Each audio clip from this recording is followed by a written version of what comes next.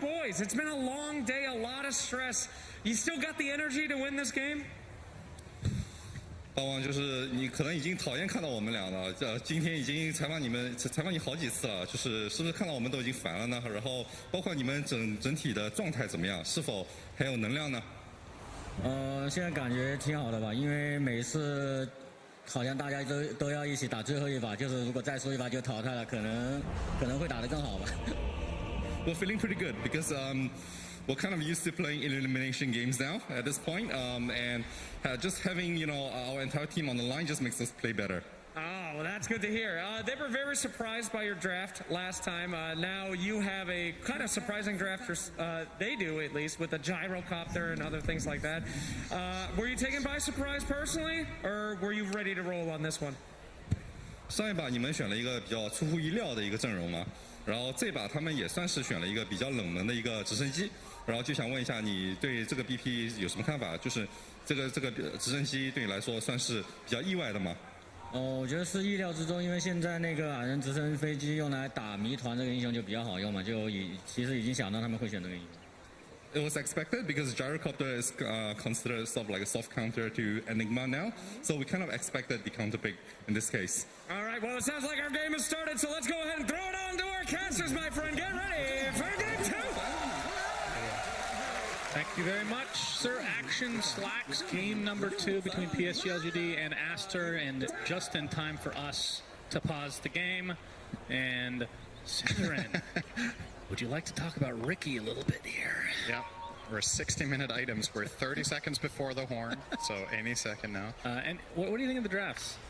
Anything surprising? Yeah, so I think the panel kind of hit the nail on the head with LGD making quite a shift, right? So in the last game, I think their lineup was more mid-game momentum-centric with the Ricky carry. In this game, they're taking the approach that, okay, ASTAR are very good at playing defense. They're good at holding their triangle area. They're good at preventing us from taking full control of the game, even though we have a lead. So this time we're going to make sure that, well, if their Achilles heel is the early mid game, that they're going to fall behind against us. What if we just have amazing scaling? So instead of a Visage off lane, they now have the Enigma, and now they have a Terrorblade safe lane instead of the Ricky. So a lot stronger late game, I think, is fair to say in terms of the obvious scaling parts of it, but they haven't really compromised very much on their ability to skirmish and teamfight, because they've taken the tiny support, they have a Snapfire 5, so both supports with stuns and teamfight impact, and their mid-hero this time, instead of the Ember, they've gone for the Kunkka here for nothing to say, so definitely covered their bases. At the same time, though, looking at ASTAR's lineup, it looks really solid to me. This is what again, I'm going to refer quite a lot to Tundra and Secret. They're the teams in the bracket final for a reason. This is the kind of style, not necessarily the exact heroes, but the style that they've been drafting a lot. So many strong pairings with stuns and skirmishing potential and teamfight that I feel like ASTAR definitely have their bases covered as well. Yeah, and I think we probably learned this a long time ago, but ASTAR in the last game not rattled very easily.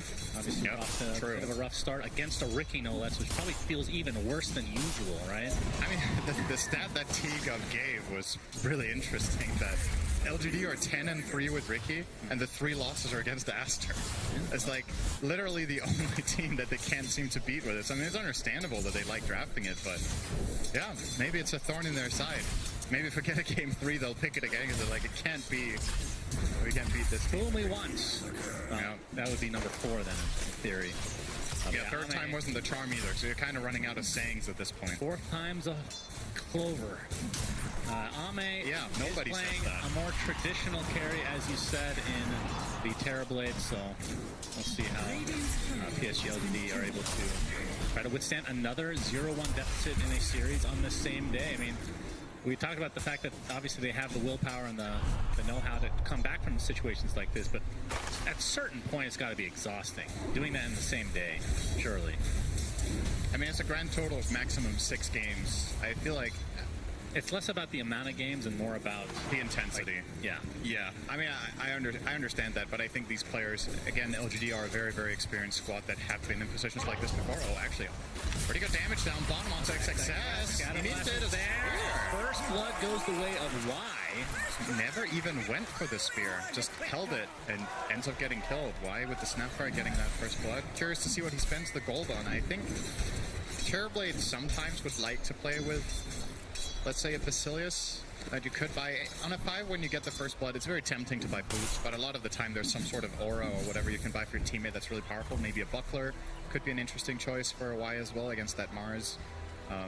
I guess Terrorblade isn't the best carry to benefit from it, so maybe Headdress would do more there. Looks like Y will buy neither and he will go boots. So that was a good monologue for no reason. He's going to buy boots. That's your career in a nutshell. There they go. Yeah, it's a very good monologue. Very nothing burger, as it were. Okay, that's a bit toxic. Sorry about that. Well, I'm just kidding. Full of yourself. But not really. But mid lane, Ori playing the Lina, and nothing to say on the Kunkka. How does this matchup typically go? Because normally Kunkka is like a bully against melee heroes, but it is Lina with the very nice attack range and a lot of spam. I think this matchup has gone through different variations. I think there was a time that it was Kunkka favored, and then there was a time that it was clearly Lina favored, and I think now I would still give the edge to Lina. I just think maybe level 5 is where Kunkka can start taking more control with the Tidebringer. Also credit to Ori, he's done a very good job mid-dodging those Tidebringers.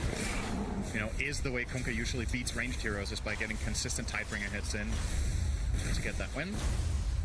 And maybe there's also something to be said about this matchup in terms of the tower change that we got a while back, right? Where the tower gives regen and armor.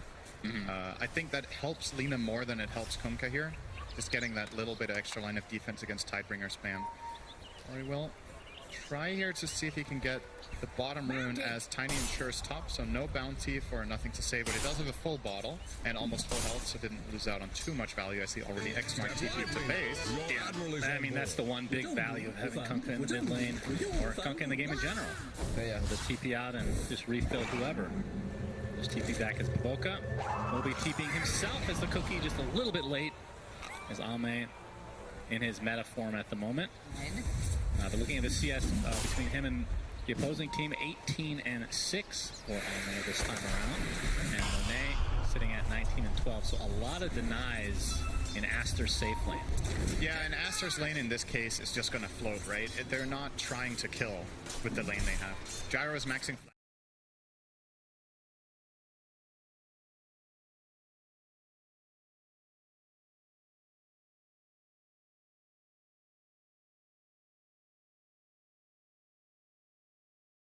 Very good job finding the farm. TP's mid. DQ. Could go for a toss. Careful, the top back into the tower. Avalanche to fall, and nothing to say. Does have to be careful himself, though, as Jinq complete out of mana now. Everything on cooldown. Ori looks like he'll be fine. More TP's coming in, this time via Y. Interesting interaction there with the Cookie and the Stormhammer, but it leads to nobody actually dying. Although lots of damage being applied to Siamese Cat on the old Sven. Yeah, that TP from Sven mid using Warcry immediately on Ori, giving the 6 armor, might have been the difference maker there for whether they could pursue that kill or not. And you can see both teams really putting so much emphasis on mid. This is effectively 6 heroes mid, minute 5. Both supports from each team made that rotation. That feels really nice, by the way, what they just did their arrowing creeps. For sure. You're going to see Avalanche top lane, but the toss back not within tower range, so Monet is going to be A-okay. But what are your thoughts on Sven as a support? Because we've seen a lot from other teams, like EG was running the crap out of this. Rip to them, obviously.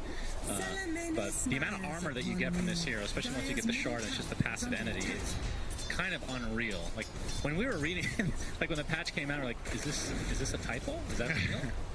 It is pretty crazy. Sven's downside as a support obviously is that is pretty much it, right? He gives armor and he has 1 stun. His other 2 spells are pretty bad when you're playing support. So effectively you're compromising. You're like giving up the great cleave aspect entirely. Your ult can be sometimes somewhat useful, right? If you're like, maybe it can be the difference between a kill or not, but yeah, for the most part, that's what you offer. So if armor is very good in the game, I think it's incredible, obviously. In this game, the armor component is very good against Terrorblade and Kunkka, but not so much about the rest, right? Snapfire, Tiny, and Enigma have a lot of pure and magical damage. Yeah, they have a lot of mixed damage overall. They TP's into the top lane. Gets the X off. Boat is coming as well. This is like a potential kill onto Monet. It's up a nice rocket barrage, but it matters not. As Jinq gets credit for the kill onto Monet. So 2-0 start here for LGD. Good spell casting there. Wasted absolutely nothing, got full value out of Boat, full value out of the Torrent follow-up, and the toss goes the killing blow there, going the way of Jinq.